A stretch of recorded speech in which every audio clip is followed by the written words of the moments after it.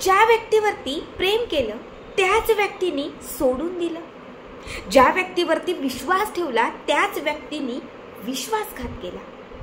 फक्त बघा, आपल्यापैकी असंख्य लोकांच्या आयुष्यात असं घडतं की ज्या व्यक्तीसाठी आपण खूप गोष्टी करतो, ज्याच्यावरती आपण आपला जीव ओवाळून टाकतो, ज्याच्यावरती आपण मनापासून प्रेम करतो, तीच व्यक्ती आपल्यापासून दूर होते, तीच व्यक्ती आपल्यापासून लांब होते, आपल्याला सोडून जाते.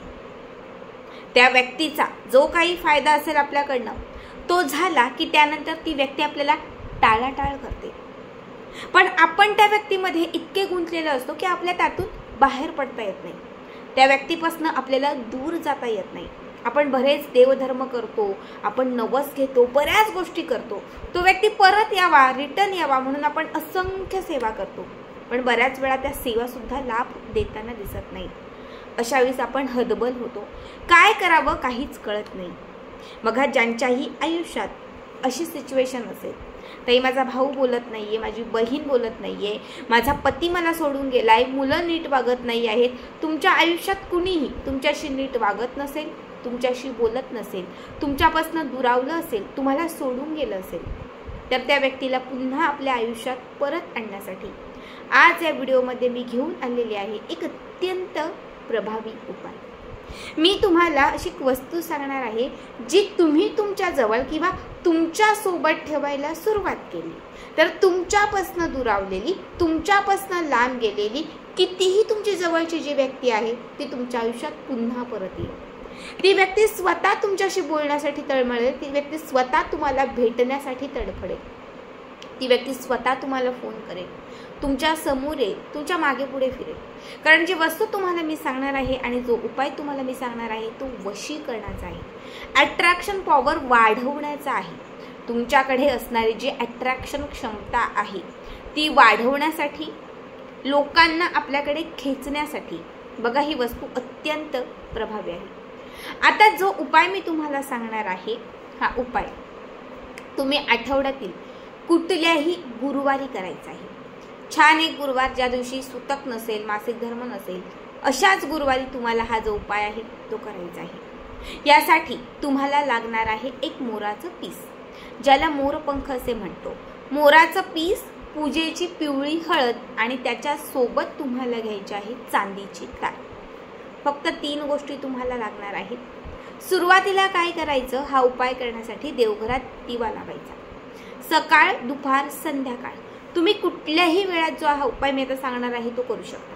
फक्त देवघरामध्ये दिवा लावायचं, घरातलं वातावरण थोडंसं सात्विक करायचं. त्याच्यानंतर आपण जे मोर पीस घेतलेलं आहे हे मोर पीस एका छान प्लेटमध्ये देवघराच्या समोर ठेवायचं. ठीक आहे, ठेवल्यानंतर तुम्हाला एक चांदीची तार घ्यायची आहे. 50 ते 100 रुपयाला कुठेही जिथे पूजेचं साहित्य मिळतं अशा दुकानात चांदीची तार तुम्हाला सहज मिळेल.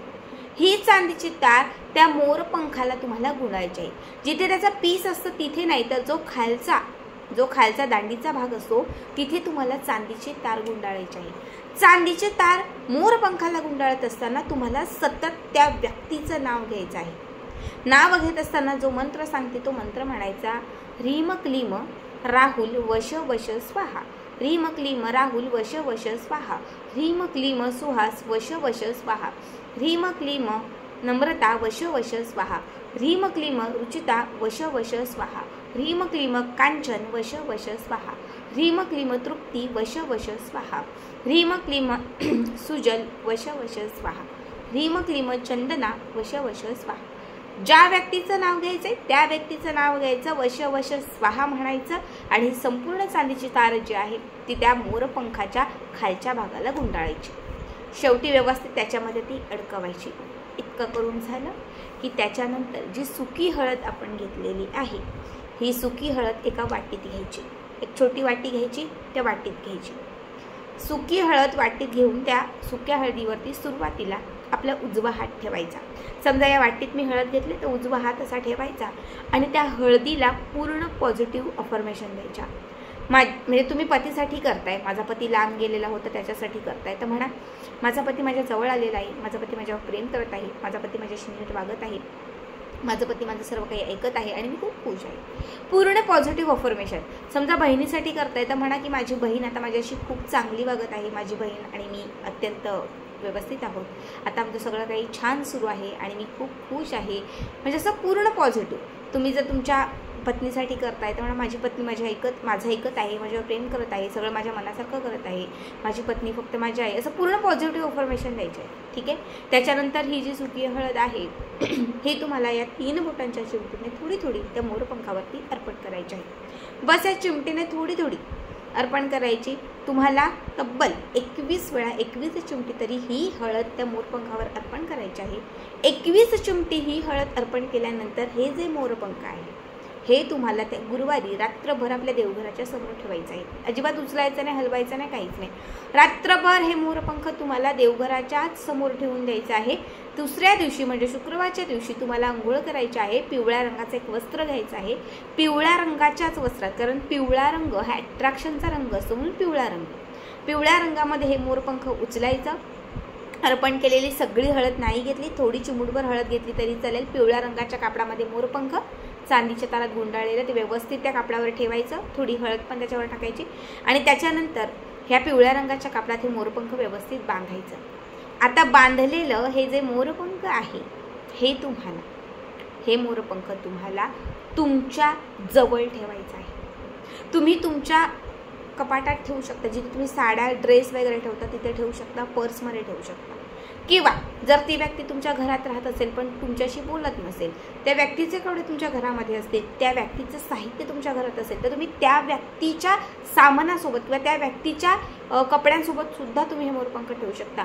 समोरील ती व्यक्ती किंवा आपण स्वतः, आपल्या दोघांपैकी म्हणजे कुणाच्याही जे काय आपलं सामान असेल, कपडे असतील, तर त्यांच्यासोबत तुम्हाला हे मोरपंख जे आहे ना ते कंटिन्यू 43 दिवस ठेवायचे. किती? 43 दिवस. 43 दिवस ठेवून ते सोडायचे, विसरायचे, ते डोक्यात पण ठेवायचं नाही. 43 दिवस मात्र ते 43वा जो दिवस असेल त्या दिवशी हे मोरपंख जे आहे ते तिथून काढायचं आहे. हे मोरपंख तिथून काढायचं आहे, कापडातून ते खोलायचं आहे आणि हे जे मोरपंख आहे हे तुम्हाला तुमच्याच घरामध्ये एखाद्या भिंतीला किंवा देवघराच्या समोर ठेवायचं आहे. याने नेहमीच तुमच्या आणि त्या व्यक्तीमध्ये असणारे प्रेमसंबंध तसेच राहतील. तुमच्यात नेहमी एकोपा राहील. जे काही राग रुसवा काहीही असेल जे वाईट ते त्या क्षणापासून दूर होईल. 43 दिवस खूप आहेत. या 43 दिवसांच्या आत तुमच्या आयुष्यामध्ये ती जी व्यक्ती तुमच्यापासनं किंवा तुमच्या घरापासनं दुरावलेली असेल तर ती 100% तुमच्या जवळ येईल. बघा, खूप साधा सोपा उपाय आहे. सगळ्यांनाच माहिती आहे की मोरपंख जे तोडूनही जिवंत असतं, मोरपंख जे दैवी शक्तीत खूप महत्त्वाचं असतं. पूर्वीच्या काली ऋषी ब्राह्मण जे होते ते मोरपंखच घ्यायचे जे लेखणीसाठी वापरायचे. जेव्हा तुम्ही हे मोरपंख लक्षात ठेवा, जेव्हा हे मोरपंख तुम्ही वशीकरणासाठी वापरा, त्या व्यक्तीसाठी जेव्हा अभिमंत्रित करून तुम्ही 43 दिवस तुमच्यासोबत ठेवाल तेव्हा ती कितीही वाईट असणारी, कितीही लांब गेलेली, अशक्य असणारी, जी जवळ येणं शक्यच नाही ती व्यक्तीसुद्धा तुमच्या जवळ येईल.